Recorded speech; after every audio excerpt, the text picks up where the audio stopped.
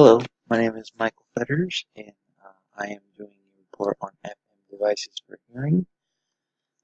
These are devices that you can see in your classroom that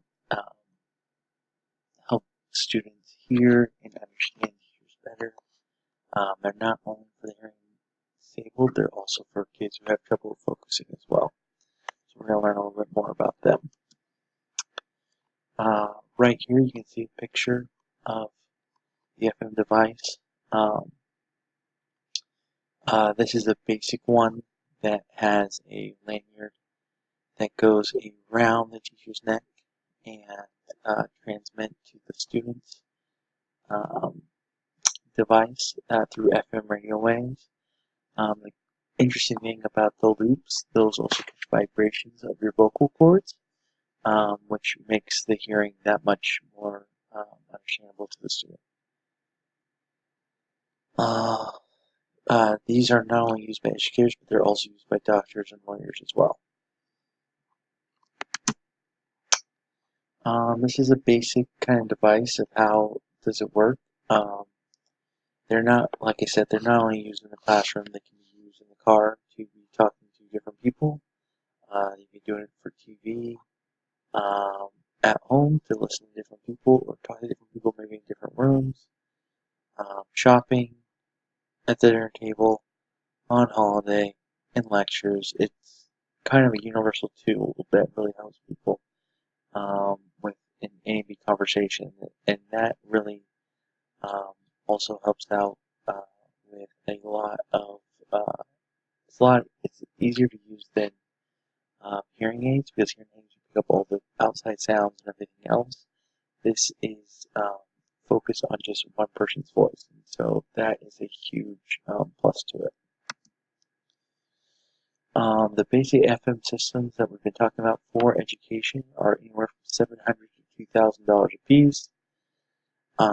That sounds like a lot, but when you think about a lot of programs or a lot of things used by education today, that's small. That's a small amount to pay. That instead of having, think of a paraeducator or specialist or paying for services for a student. This is something that a school can afford and will use to help their students. And then there's a lot of new iPhone apps, which I was really interested in, and we'll continue talking about those on the next slide. One thing about the iPhone app, you need to have an Apple or Android device, both you and the student, and the app costs 99 cents, so that's really appealing. And it's also really cheap. That's something a teacher and or student can really afford, and especially a school district. The one thing about the app is that your student needs to have access to either an iPhone or an iPad. In most schools now, that's kind of standard. But for homes and that kind of stuff, it could be hard for students to have that kind of access. So that's something to think about when you're getting this device.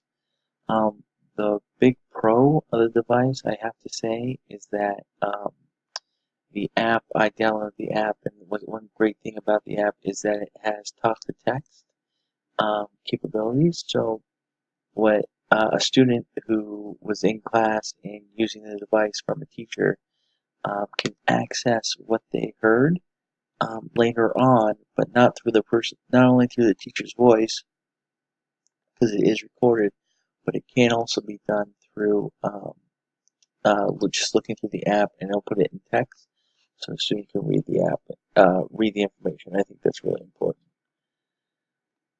So that's the end of my video, and it's like I said, this is a device that a lot of people,